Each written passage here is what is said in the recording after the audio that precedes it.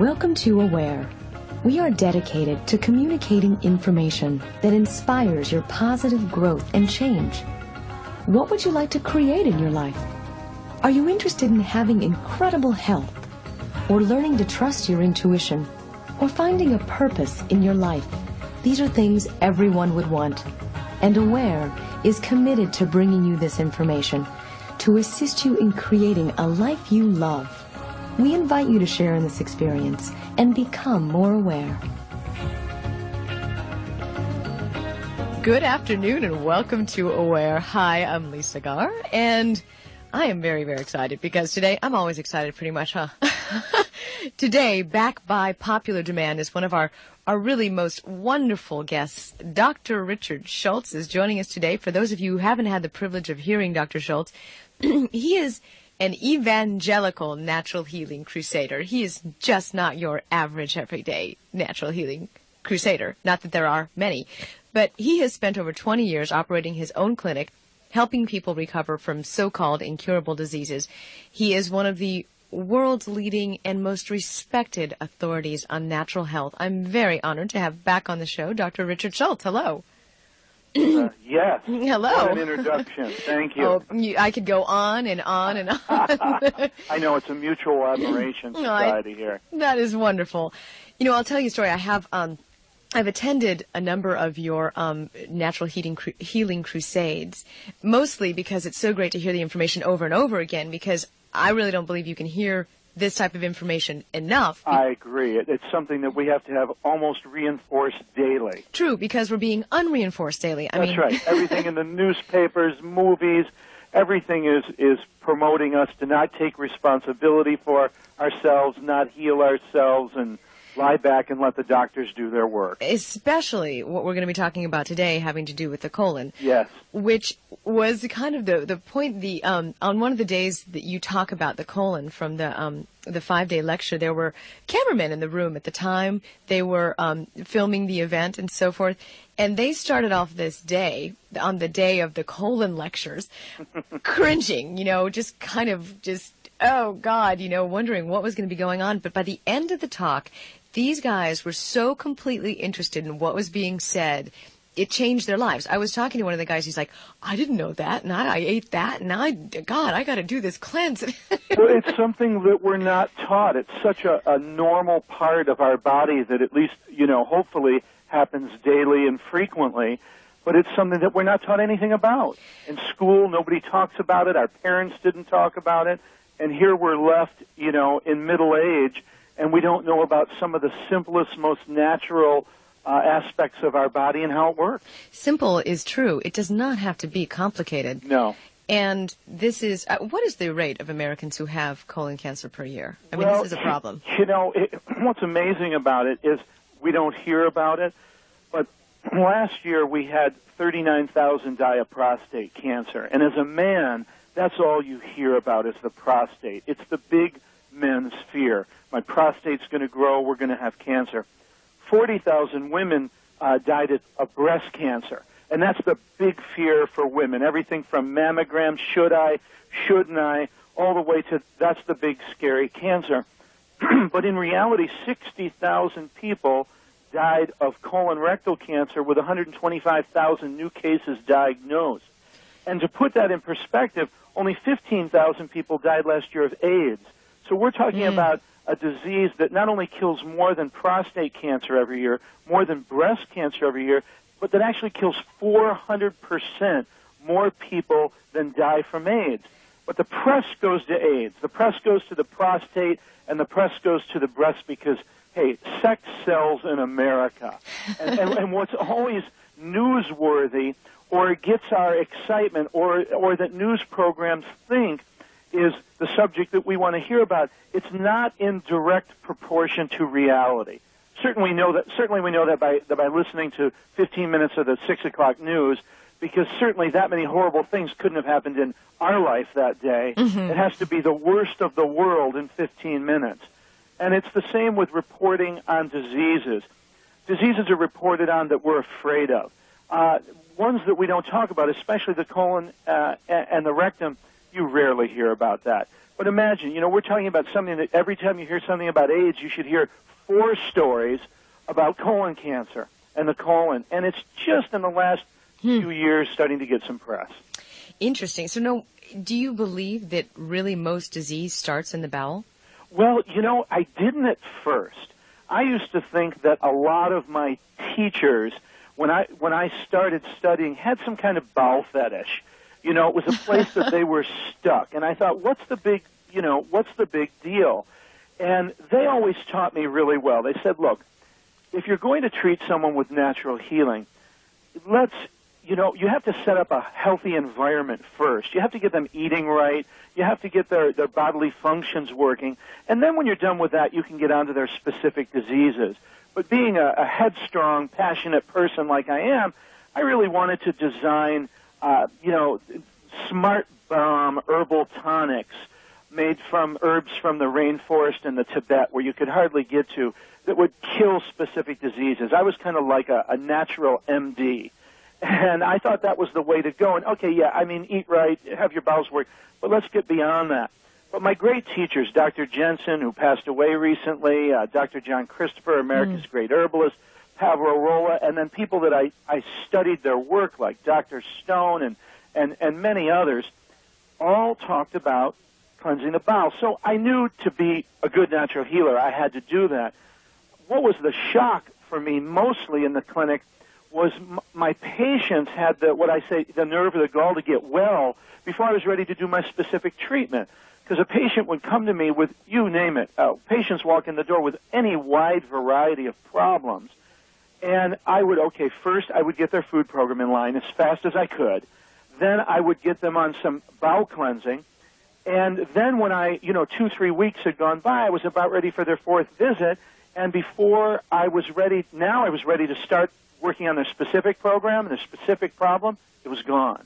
And I would say on the average, it fluctuated, but it was between 80 and 90% of my patients' aches, pains, problems, complaints were gone. The symptoms were gone, and as far as they were aware, their problem had disappeared just by getting their food program corrected and by getting the waste eliminated out of their body on a regular basis, getting their bowel working. I learned that it was a much more powerful treatment. Maybe it wasn't sexy. Maybe it wasn't as exciting as, smart bomb herbs from, exotic places against rare killer diseases, but it worked. And the bottom line in the clinic is you're looking for what's effective. My patients aren't well, and I want to teach them how to heal themselves. Now, can you kind of give us a brief explanation of how this works, how the digestive tract functions? Because it will help us to learn about how the food really does get lodged into the walls of the intestine and how it starts. Sometimes I use examples that are crude but that everybody can understand. And that's what you're famous for. Go for it. I used to have this imaginary vision that most people have of our anatomy inside our body and what it's like. A heart over here, a lungs on the sides, kidneys down there, bowel way down there. But the reality is very few people know what the anatomy is like in their body, because my patients used to come in and say, I have a stomach ache, and they'd be holding their hand 12 inches lower than their stomach, right on their colon. And my first autopsy that I was in on was very enlightening. And how I relate to it is, when I was a kid, I had a 1950 Ford. Basically, me and my brother used to pop the hood. It never ran, and there was a little engine inside a big hood. And we could actually get inside the hood, dangle our feet in there, and work on the car. Nowadays, and that's what I thought the anatomy of our digestive tract and basically our internal organs was like. A lot of space. Then if you take my new car, my 2001 Ford Expedition, and you open it up, you couldn't even put a marble under the hood. Every space has been engineered. Everything is touching everything. There's no room to work. I feel sorry for anybody that has to work on their car nowadays. It's a complexity of parts that are all touching each other. Well, when I first saw the abdominal cavity opened up, I was shocked because I realized I thought the colon was just kind of sitting there on its own. I didn't realize that it was literally physically attached by tissue to the ovaries, to the uterus, surrounding the uterus, to the prostate. that it actually comes within, an inch of the heart, touching the liver, touching the spleen, touching the kidneys. It is the biggest organ in the middle of our body, touching our spinal cord, touching our spinal nerves. And then it all came clear. First of all, there's no space inside your abdomen. So if anything expands, something else has to be crushed, literally crushed. So the fact that we now know medically that people are storing 5 to 10 pounds of fecal matter in their colon, the colon just normally expands. In fact, medical statistics, and I'll get into that in a minute, tell us that everybody in America has that. So if your colon is expanded, the question is, what's been crushed? And with all of us, it's something different. It may be your lungs, pressure on your lungs. You think you have asthma. Really, you have constipation. It could be your heart. You're having palpitations, irregular heartbeat. You think it's your heart. Could be your colon. You're a woman, and every month your period is agony. Yeah, you're just in pain. You're debilitated. You go down. You think there's something wrong with your uterus. You don't realize that your uterus has been crushed to half its size because your colon is swollen. It sits on top of the ovaries. It wraps right around it. The ovaries are attached. So the reality is there's very few organs, major organs in your body that aren't attached to or within an inch of your colon. Then you also have this colon that is impacted with fecal matter that is actually literally slow leaking toxic waste back into your bloodstream, and that's why it can be affecting your feet, your brain, the way you think. I mean, there's the old, the old story, you can't have sweet thoughts on a sour stomach, I found to be absolutely true in the clinic, because when your colon isn't working and it's backed up and you're literally carrying around a sack of pounds of waste, you're not thinking very clearly. You're not real happy about life. And this is how I had patients that were literally, supposedly, medically incurable manic depressives or had clinical depression. I never got to them with any herbs, even like ginkgo or cayenne, to get their brain circulation going. Just after the bowel cleanse, their depression was gone. So what I saw in the clinic, if you were to pick one organ or system within the body that could be creating the most problems and affect adversely the most organs and systems of your body, it was without a doubt the colon. And how long would you think it takes, on average, for the average American meal to digest? And I'm not talking about just hamburgers or whatever. I'm talking about maybe a turkey sandwich. Say people think that's healthy. Go for it. Well, I was laughing about that last night because I was out to dinner with a great friend of mine, Dr. McGregor, and we decided to have a long, leisurely dinner, and we only made it halfway through before our bowel needed to work. Because, we were like, God, our health is interrupting our fun time here at dinner.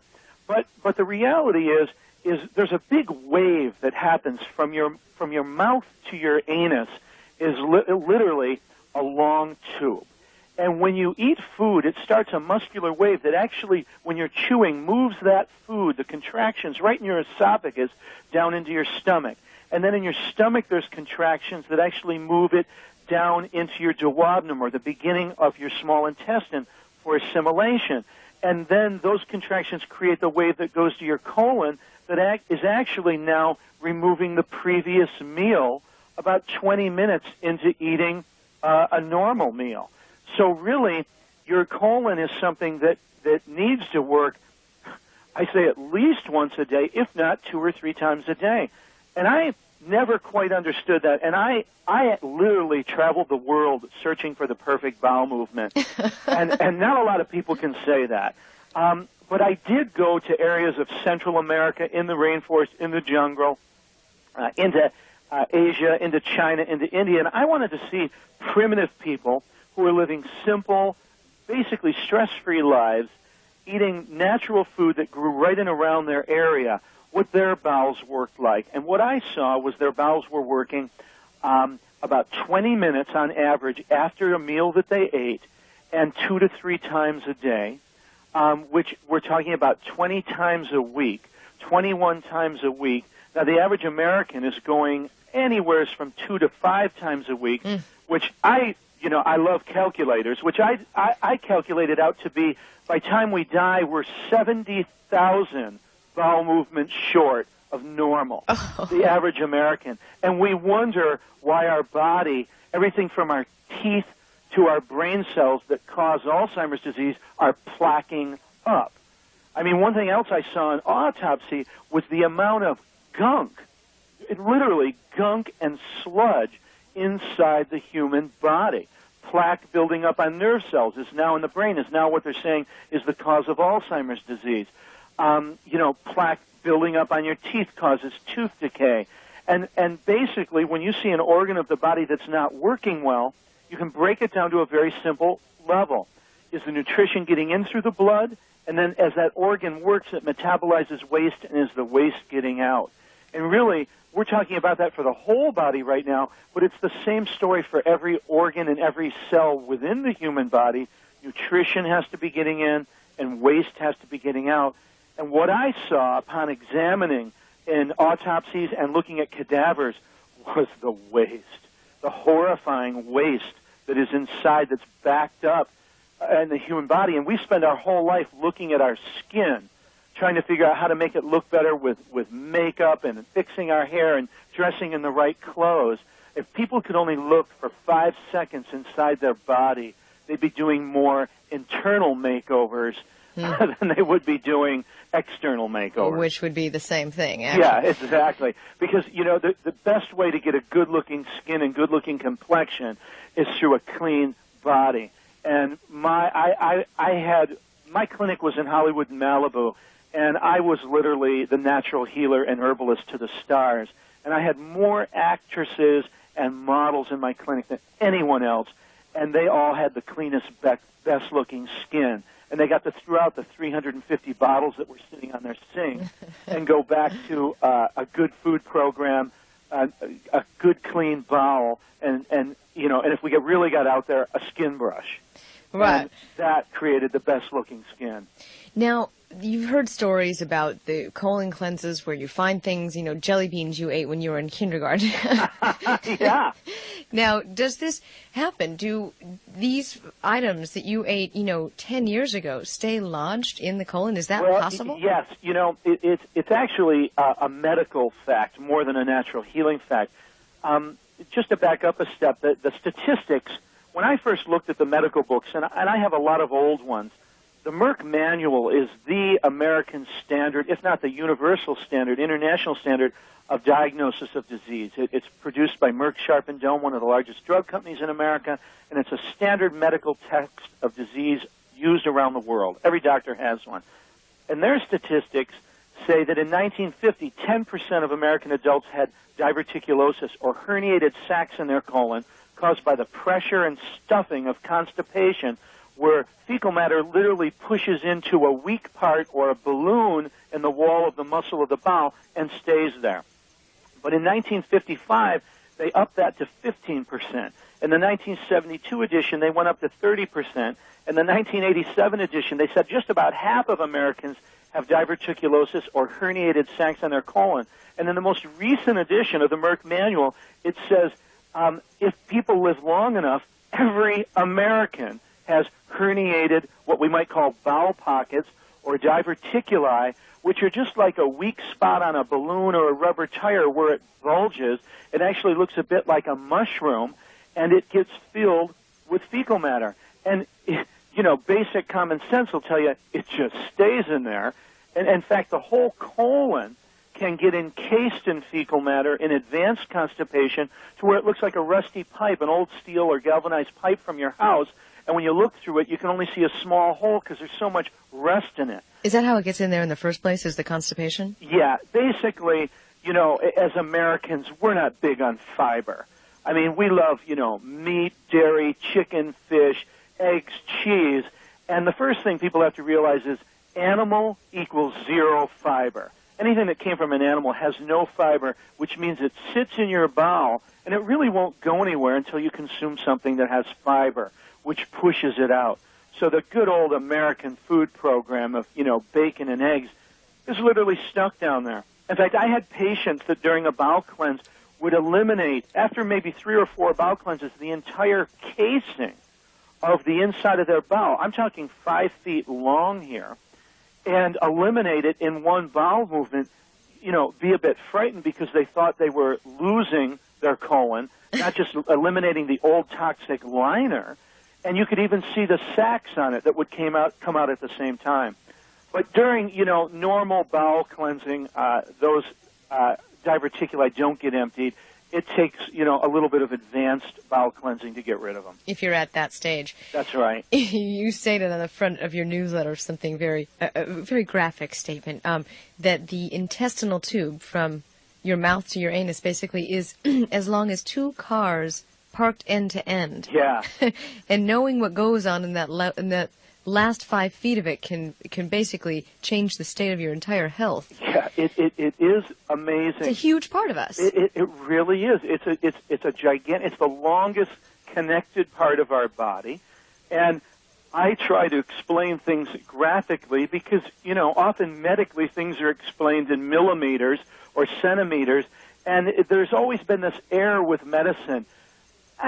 They're patients. They're not going to understand. I'm a doctor. I've trained for 8 years. Just tell them to do this because they won't get it. And I have a problem with that because I find people a heck of a lot smarter. I find people ready to understand anatomy and physiology if the doctors will just take the Greek and the Latin and the $20 words out of it. The average person is interested in the inside of their body and actually in looking at it a lot simpler and more natural than medicine explains it. If I can segue for just a second, one thing I always like to clear up with people is tell them, hey, look, some people have, through an interview like this, they'll be looking at it, viewing it through the eyes of what they know about medicine. And I like to tell them, natural healing and medicine are 2 very, very different systems of health and healing. Medicine is all about finding a disease, cutting it out, or taking some pills or medicine to kill it or cure it or try to make an organ work even though it's still diseased, like taking insulin if you have diabetes. No healing of the pancreas there. We're just crutching the body and maybe get a few more years out of you. Natural healing is very different. Natural healing is knowing that the functions of the human body are beyond scientific scrutiny, examination, even our comprehension. It's like outer space. It's endless. And so the best thing we can do is set up a good healing environment, a healthy environment, and let the body heal itself. The first thing you learn in immunology class and in Medicine 101 is that the body is always trying to heal itself. So we know that, so we set up a great environment, a good food program, a good attitude program, and everything in between. Then, if we aren't well, and I found that 80 to 90% of my patients were well just from their food program and attitude program and a little bowel cleansing, we can go deeper into cleansing and detoxification, still letting the body rule and decide what to do, because the body is the supreme intelligence. It knows exactly what it needs to do to fix you. It just needs an opportunity to do so. And then only as a last resort, we go to the first place medicine goes, which is looking at the disease itself and looking at a way that we can even increase the health of the human body, but maybe stimulate a little circulation in that specific organ, get more blood flow, get more elimination, but still letting the body do the healing. And so I just wanted to say that, Lisa, so people understand really what we're talking about when we're talking about natural healing and the bowel is setting up an environment where the body heals itself. So what we have is really permanent healing. This is not something where you have a disease, you treat it with a pill, but then it comes back in 5 years and it's much worse. It's about preventative medicine, which is what you're talking about. So I had to get the advertisement in for natural healing because I found that most of my patients, it took them quite a while to get that. Because as you said in the beginning of the show, we are so indoctrinated with, look, you wouldn't understand if I explained it to you, and, just relax, take a breath, and lie down, and we'll make it all better.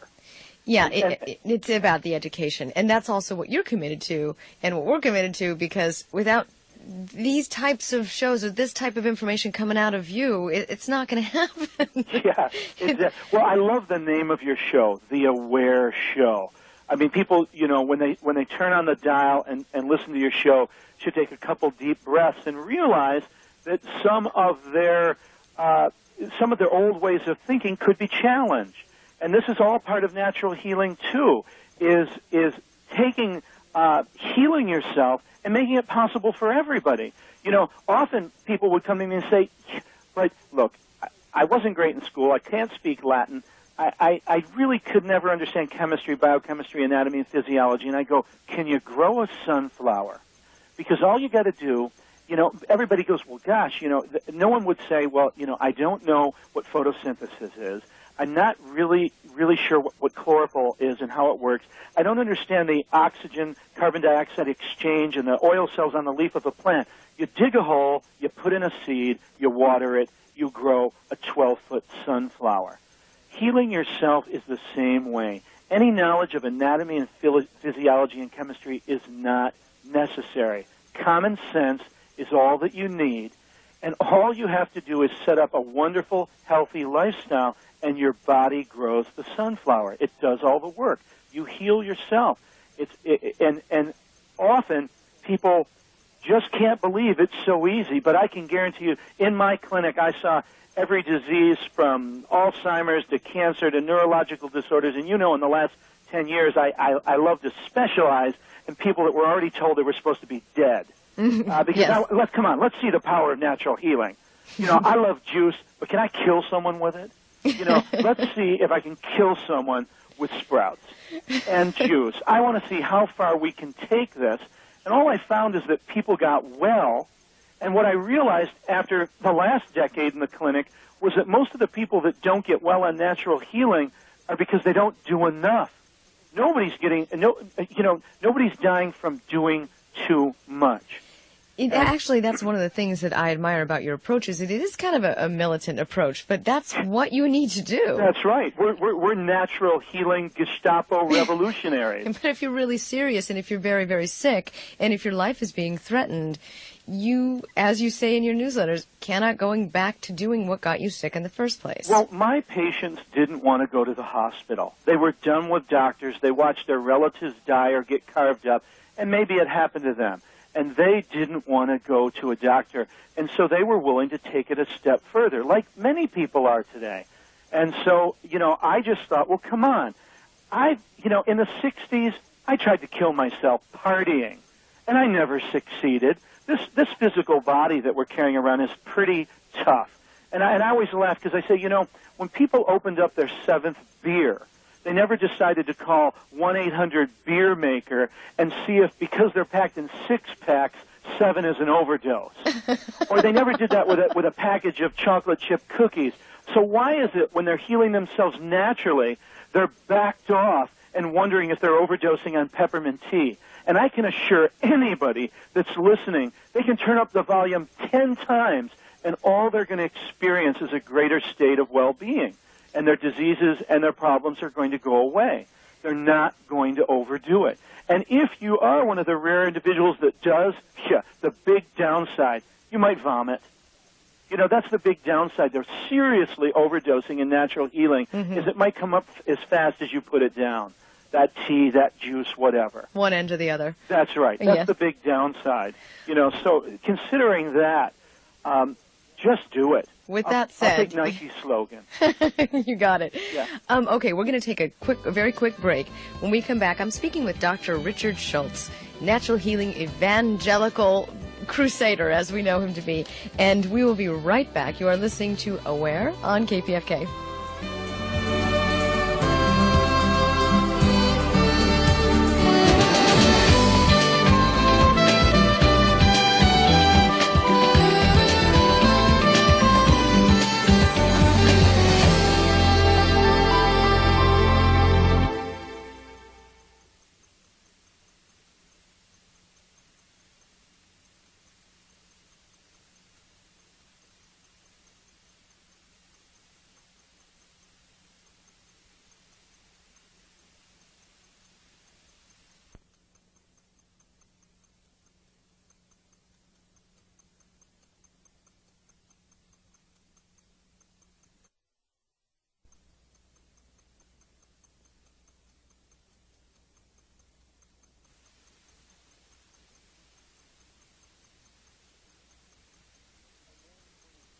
and then when it's rumbling in their stomach, they think there's something wrong with their stomach. They don't examine the fact that maybe there was something wrong with their food. You can see that in the classic television advertising for digestive aids that were prescription drugs 5 years ago and now are over-the-counter. Very strong pills to stop your production of hydrochloric acid. And it'll show up a man, he'll say, I love to go to Mama's house, but after I'm there, I can't breathe because I have such bad indigestion. We'll take this pill. Well, how about telling Mama that you can't breathe after you eat her food? And maybe the both of you have to get healthy. The reality is so many of the classic American meals are bad food combinations. And to take the mystery out of that, all it means is digestive time. Some foods like fruit or fruit juice, you put in your stomach, and they only need to spend 5 or 10 minutes there. Other foods like grains need to spend 5 hours there. And all the other foods are probably in between that. Well, it only makes sense then that if you eat fruit and you eat grains, something that wants to digest in 5 minutes and something that takes 5 hours in your stomach, there's going to be a bit of a problem. And either the undigested food's going to leave too soon and cause fermentation, or the fruit's going to stay in there for 5 hours, which is about 4 hours and 55 minutes longer than it wants to, and it's going to cause fermentation and indigestion there. So it makes time to balance the types of foods you're eating in a meal with the length of time it takes to digest them. And if there was one simple rule, it's usually those two ends of the spectrum. Don't mix the fastest digestive foods like fruits with the longest digesting foods like grains. And that's almost guaranteed indigestion. So now we're talking about the classic Americans, everything from your breakfast toast and jam to your dinner dessert apple pie is a mixture of fruit and grains. So what do we have here? The average American doesn't know they're having indigestion. They just think they're normal. In fact, the average American, what they have been putting up with, what they think is okay health, if someone that was healthy were to experience that for a half hour, it might kill us. Because it really is bloating and pain and burping and backfiring and digestive difficulty, along with all the other aches and pains that we put up with, which we say, well, it's normal, at this age, at 35 or 40, it's normal. This is what normally happens. And what it really is it's what normally happens in sick people. It's not normally what happens in someone that's healthier. In fact, usually all you have to do is go to a more rural part of the world, whether it's a rural part of Russia or China or Central America, and what you'll find is that you'll run into people your age. You'll think they're your children because their skin looks so good. Right. They're not losing their eyesight at 40. They don't have what we consider to be the common effects of aging. Because we think that these common everyday ailments are normal, and over time, that's right, they just take a toll on our bodies. One thing I wanted to mention to you was about, I always say to people, never underestimate the power of colon cleansing. And people are amazed by, well, how can cleaning the bowel affect something that is so far away? Now, I've talked about the organs that lie so closely, so that's understandable. And I talked that the bowel can leak, which poisons the whole body. But I was famous in my clinic for helping people get over long-term chronic problems that nobody else could figure out.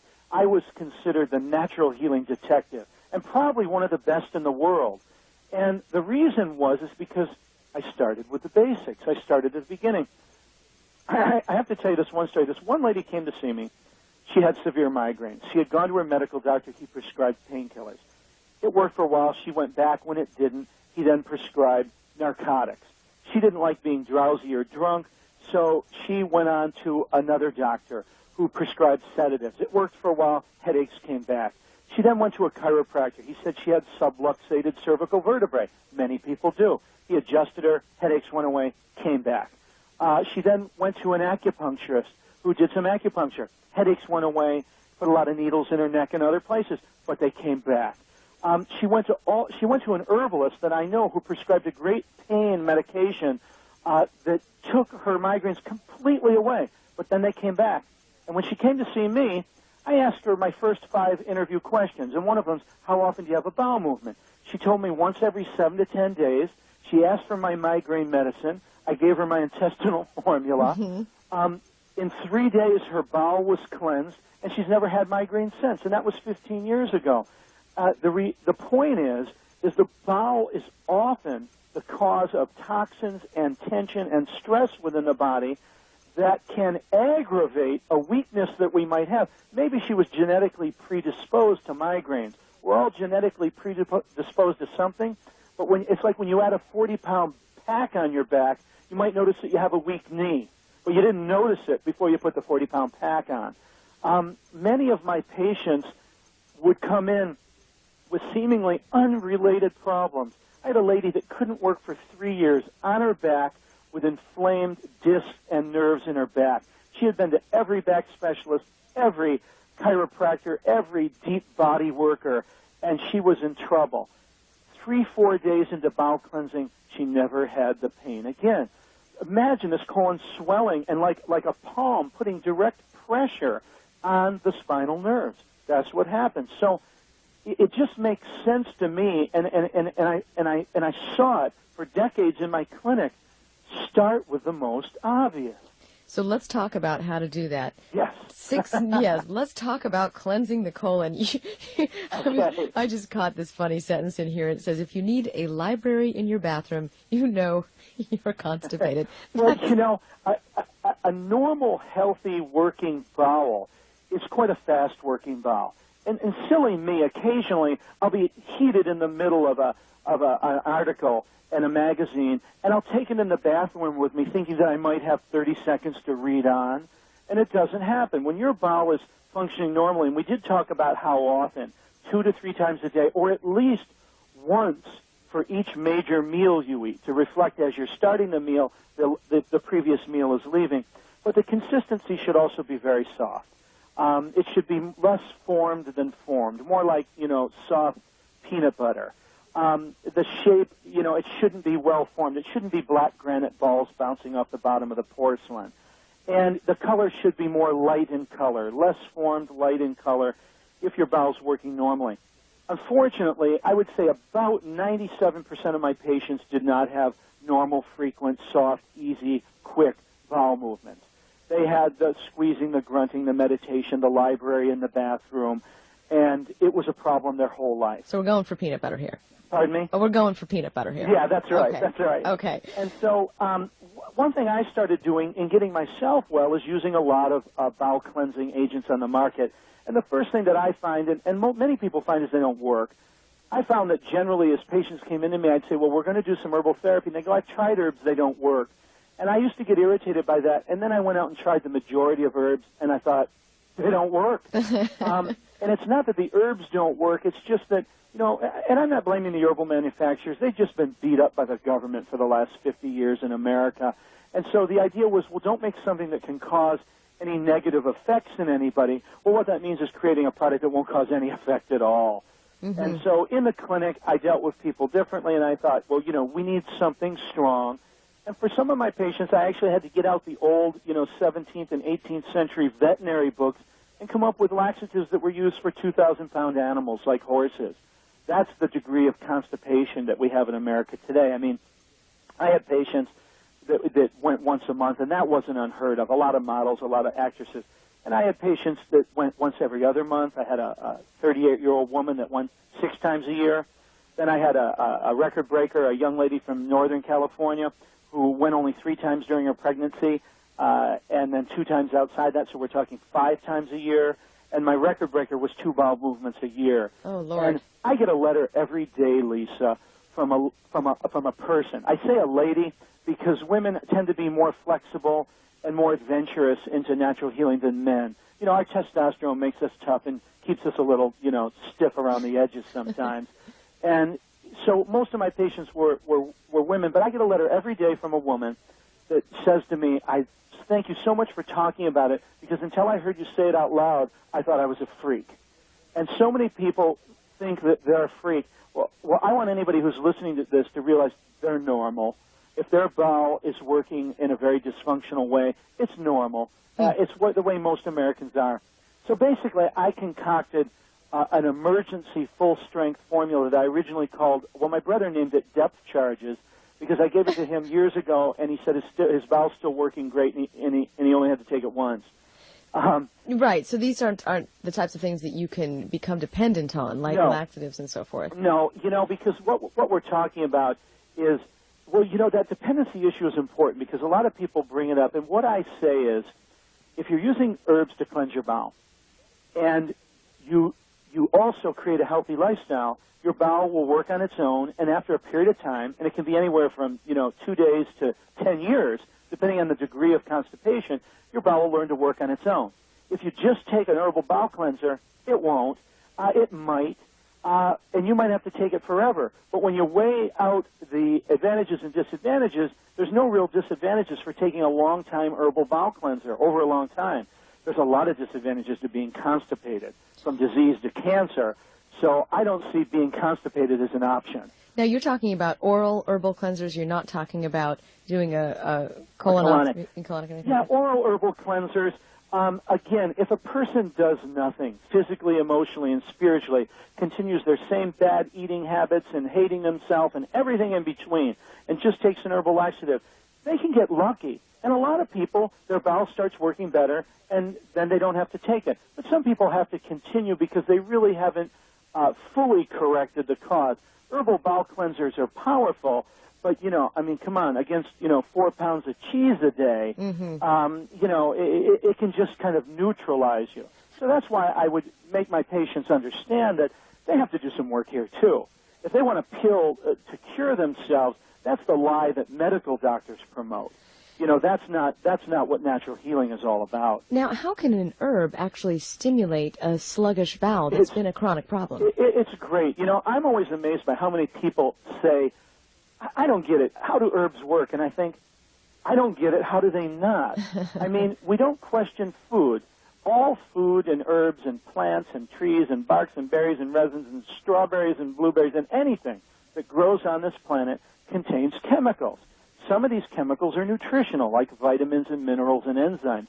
Other of these chemicals are stronger chemicals, essential oils, maybe alkaloids, and they're very medicinal. That herb or food or plant you would only want to consume for short periods of time because it is correcting something. And, of course, all the original classic prescription drugs in America were made isolated from chemicals found in plants, like digitalis and, over 50% of the drugs used today were originally chemicals found in herbs. So herbs simply work off chemicals. Well, one group of chemicals called anthraquinones, this is the big word, and there's a particular anthraquinone called amodin, is in certain herbs like not aloe vera, but the aloes that grow equatorially around the world, like Aloe sphaerix and spicata, also in cenopods and leaves, which are famous, grown since recorded history for laxatives in the Nile Delta. Alexandria is a big senna-growing area. Cascara sagrada, which is our California plant. These all contain the anthraquinone amodin. And amodin, when it gets inside your bowel and touches your colon wall, actually makes the muscle move. It stimulates that muscle to move. Kind of like going to the gym and doing an isolated bicep curl. You're strengthening that muscle by stimulating it to move. Fascinating. Yeah, and it stimulates it to move so much that actually in one naturopathic school, we took a bowel out of a dead person, because in natural medicine, we only remove organs from dead people. This is good. And when we smeared the different amodin herbs on it, the bowel actually contracted. So hence comes my statement that I've been accused of making a few times, that I can even get a dead person to have a bowel movement, because I said, I don't care if your Uncle Harry's dead. I can get him to have a bowel movement, and let's see what happens. And it comes from the fact that I don't need any participation from the patient. These herbs are powerful enough to make the bowel contract and work. It starts that muscular peristalsis that I talked about that really has to go from our mouth to our anus, but it specifically does it only in the colon. And so what it's going to do is it's going to make your bowel work tomorrow. And I don't care what you're eating, drinking, or thinking. We'll get right, but that might take a month or two. Right now, tomorrow, I need your bowel to work. Okay? So I developed what I call intestinal formula number 1 in the clinic to guarantee me that I could get patients' bowels to work regardless of if they had corrected anything yet. Because I had to get the elimination channels, the channels of waste removal working in the body. There's no way I can get someone well if they're poison. You know, they're toxic. And so I used to flood them with nutrition, get the juicer going, herbal nutrition, superfood, whatever. And then I used to also get the waste out of their body. That was my first step. And I can do that without their participation while I'm teaching them how to make better choices in the health food store, while I'm teaching them about our Wednesday Santa Monica organic market or the organic markets that are now up and running all over Southern California. And while I taught them, I didn't have to wait 2 or 3 months because they might not make it, literally, to get their bowel working. I wanted it working tomorrow. You mentioned some foods that also stimulate the bowel movements, which are apples, bananas, figs. You know, people always forget, like, just simple things our grandparents knew.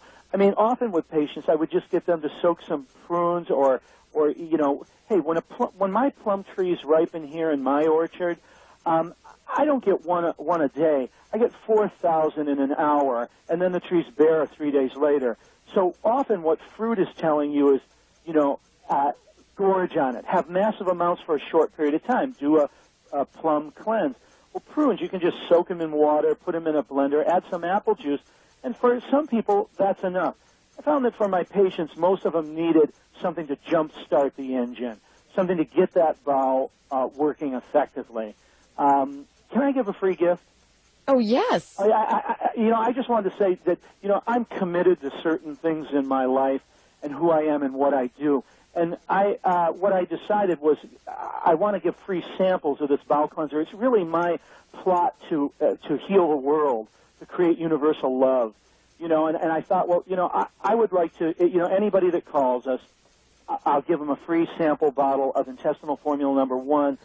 You know, You're going to get flooded with phone calls. Well, you know, I can talk on it forever, but the reality is what happens when you swallow the pill. Don't call here. Call the 800 number there, right? Yes. Our exactly. phones just lit up. No, rerouting. 800-HERB-DOC, 1-800-HERB-DOC. And I'll also give them my latest 16-page newsletter on the colon, which we have just touched on, but there's a ton of information, probably more than they want to know, in that newsletter. So I'll give them both of that. We'll give all that information again at 1-800-HERB-DOC. You know, I don't know if we have time to let me give people like 6 natural ways they can get their bowel working. That's great. That would be great. And also we have a couple of callers talking about irritable bowel syndrome. Okay. So we want to touch on that, but let's talk about 6 natural ways you can get your colon working right now. You know, I'll make it quick. First one, drink more liquid. The bowel cannot even work properly without a minimum of 2 quarts or 64 ounces of liquid in a day. The fastest way to get your bowel to stop working is dehydrate. Your bowel needs water in order to process the fecal matter and get it out of your body. Hard fecal matter doesn't get removed. Second one, you got to eat more fiber. Fiber makes your bowel work. Sludge doesn't. Animal foods are sludge. Refined flour products are sludge. We got to eat more fruits, vegetables, grains, sprouts. Adding more fiber in and just drinking more liquid can make your bowel work tremendously better. And you're saying if it's raw, it's even better. Yeah, absolutely. Absolutely. When we break it down the least or alter it the least from nature, it's even more powerful.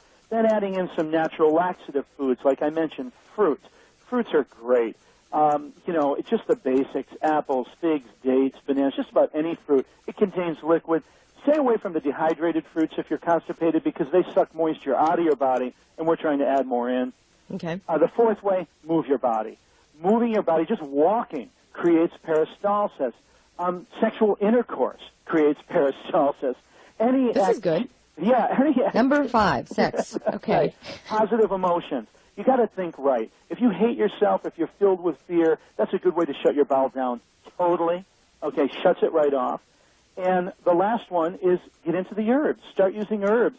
Herbs are foods, too, and start using some herbs to get your bowel stimulated. And what I didn't get into, but they can read on it, is part 2 is drawing that old waste out. That's the second part of getting healthy. First, we got to get the bowel working regularly. Then we got to go in and do our homework and get the old waste out of it. Okay. Thank you, and I want to go to Joyce real quick because we have like a board full of calls here. Can we get to a few of them, Doctor? Let's go. Okay, Dr. Schultz. Joyce from Los Angeles, you have a question for Dr. Schultz. Yes, I do. Was told I have irritable bowel syndrome, Yeah. and I've learned how to manage it. But prior to me having that, I had reflux and what they called a hiatal hernia. Yeah. Then I had surgery, which developed an umbilical hernia, Okay. which now I'm in the process of going to get repaired soon. So you experienced reflux, you experienced the symptoms of a hiatal hernia, food backing up, maybe especially late at night, and then you developed irritable bowel syndrome. And how did you experience that? Oh, I didn't know what it was at first, but my stomach was cramping and tons of pain. Cramping, pain. Okay, the two, initial things that I can tell you is, when your digestive system is revolting against you, it means it doesn't like the food that you're putting in your mouth. And I don't care if that's food that the person sitting next to you thinks is healthy and has healed themselves on. To you, it isn't working. The choices of food, how you chew it and eat it, what you're thinking about while you're digesting your food, and these things that aren't working for you. And well, I did manage it, but what I was concerned about was the hernia still affecting it, because now I'm eating correctly. Yes. And I've gotten rid of my negative thoughts. Good. Good for you. Good for you. Okay. Okay, something that's great for irritable bowel. First, let me tell you that you're in a small percentile group. Most people, their colons are dead, sleeping, in some type of self-induced coma, and they're not going to work without, a powerful jump start. On the other hand, often you have colons that are irritated, maybe hot, maybe people with diarrhea. Were you experiencing loose stools or anything like that? I was having normal ones. Yeah, okay, normal ones. One thing that can help your bowel, too, are foods that are soothing to the irritation. Irritable bowel syndrome just means your bowel's unhappy, it's irritated, it's hot, it's inflamed. We want to calm it down. Okay. A classic food for that is psyllium. Psyllium really helps your bowel calm down. Aloes, aloe vera now, our local California aloes that you can put into blender drinks and drink. Try to find fresh in your garden. That's always best. Flaxseed oil is a classic. And if irritable bowel syndrome or anything that's inflamed or hot bowels like colitis or anything gets bad, you can even use them rectally, flaxseed oil, aloe vera, things of that nature. Great. Thanks for your call, Joyce. I Thank you. appreciate it. Okay, I want to go to another call. Jerry in Los Angeles, in Redondo Beach. Sorry about that. Hi, Jerry. Hi. You have a question for Dr. Richard Schultz. Yeah, Dr. Schultz. I try to eat organically. For the most 99.9%, I've been insulin dependent, diabetic for 34 years. I have problems with seizures, hypoglycemic seizures. I have a strict regimen. I have a strict diet. I have to eat 3 times a day, and it's combinations of foods. And I don't know. I monitor my blood between 9 and 15 times a day to keep from having seizures. I get up in the night. And I've never been able to cleanse just because the time periods that I'm allowed. I mean, I have to eat at a specific time. Is there any help? Wonderful question. Dr. Schultz? Oh, Dr. Schultz. That helps. we would need Dr. Schultz. Hang on one second. Thank you. Try and catch line 1, Steve, because I think Dr. Schultz might be calling in there. And did he hear your question? He didn't. Okay, he's calling in on one of these lines. We'll start picking up the phone lines and see. That's odd. Anyway. Well, thank you. You know what? I think that if you hang on, that he might be able to call back and answer your question, because. Oh, I'd really appreciate it. And I'm going to give out his information one more time before we can get him back on the phone. The phone number to call to get a hold of Dr. Schultz's information, his newsletters. He's been kind enough to offer free newsletters to anybody that calls. All sorts of wonderful free things. And the phone number is 888 HerbDoc, HerbDoc, and also he's giving away free samples of the intestinal formula #1 for anybody who calls. Dr. Schultz is back on the line with us. Hello, sorry about that. No problem. It's actually 800 HerbDoc. Did I say 800? Did I say 888? Yeah, that's sorry. okay. We get confused now because we have many toll-free numbers. 800, thank you. 800 HerbDoc, and they call, and they'll have to beg me to stop giving them free gifts. Okay. I'm big on that, planting the seeds. There was a caller, Jerry in Redondo Beach, I think I have you both on the phone, who has been insulin dependent for 34 years, and he can't cleanse because of his eating regime. Can you suggest anything? Yes, Jerry, take it slow. You can do it. I just got a letter yesterday from just another one of the literally thousands of people that was insulin dependent and got off their insulin and worked their way off it. But this man used a key word. He said, I did it slowly. Do it slowly. Whenever your body is dependent on any type of chemical, especially, one like insulin, take your time. You can do the food program. You can even get the juicer out. Just dilute your juices with distilled water. Remember your common sense, okay? Don't be afraid to adjust the programs based on what you want to do. But I guarantee you, because I've seen it way too many times and experienced it too many times and get the letters, you can work your way down on your insulin. You can work your way off it. Doctor, I am a juvenile diabetic, though. Since I've been 19, no pancreatic function. Yes, exactly. And what that means is, you genetically inherited a pancreas that doesn't want to work. So let's see what it's capable of. And what I know is that if you keep making, one foot in front of the other, keep making slow but sure steps in your lifestyle, your body will respond. I know that may be hard for you to see right now, but I've seen people grow back fingers. I've seen people get their fourth sets of teeth come in because their body was healing themselves so well. I've seen people grow back appendixes and tonsils and lymphoid aggregations. I've seen people heal themselves of disease that the doctor said they'd be dead 4 years ago. And, of course, I have seen, most importantly to you, people certainly with juvenile diabetes, with type 1, type 2 diabetes, people get their pancreases working again. So it's not dead and gone. It's still there. It just doesn't know how to work. And the greater you make your lifestyle and your environment, it'll start working on you, and you'll have to monitor your blood sugar and be willing to reduce your dosage.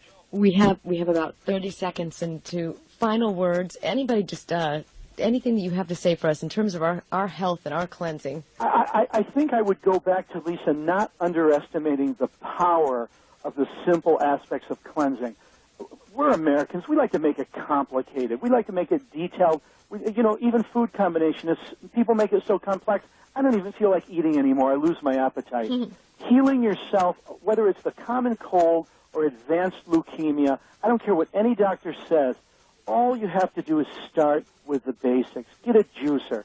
Get more nutrition in, and get your bowel working, and get your bowel and every cell in your body to eliminate its waste. Thank you so much. Incredible information. Love you, always. Lisa. Love you, too. Thanks for having me. Always. 1-800-HERB-DOC is the phone number you can get all of Dr. Schultz's information from.